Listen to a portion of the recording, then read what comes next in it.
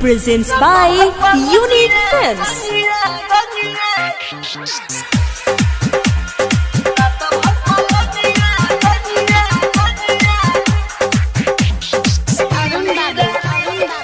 Presents by Unique Films.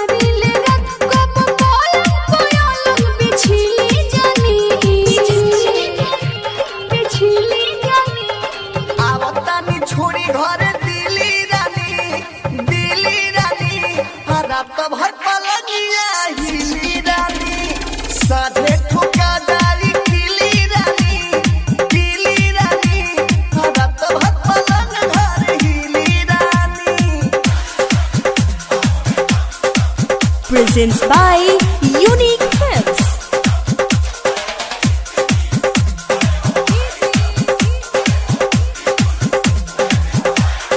Arun बाबू Gopalganj Balaji recording studio Jadav. चढ़ल जवानी हमरो पर छलके चौबन तलके हो चौबन तलके हमरो सामान छने छने रूठे जाला अगुता के सूत जाला अगुता के सूत जाला। चढ़ल जवानी हमरो पर छलके चौबन तलके हो चौबन तलके पलंग पर अलंग बिछली रानी हरा तो भर पलंगिया हिली रानी। आवतानी छोड़ी घरे दिली रानी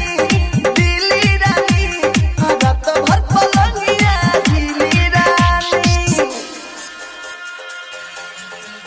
Presents by Unique Films.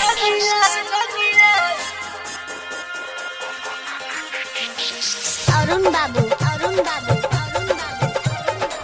Gopalganj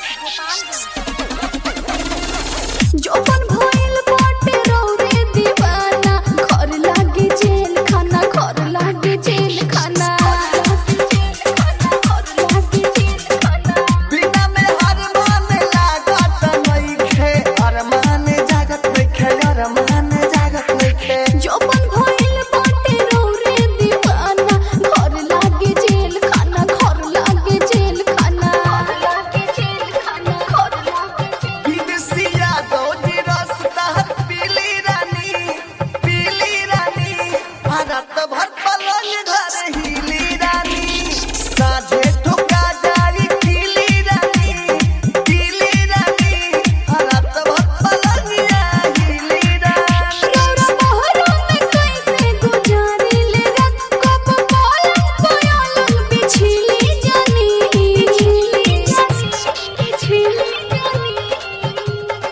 आवतानी छोड़ी घरे दिली रानी रात भर पलंगिया हिली रानी। साझे ठुका जाई किली रानी रात भर पलंग घर हिली रानी। Download from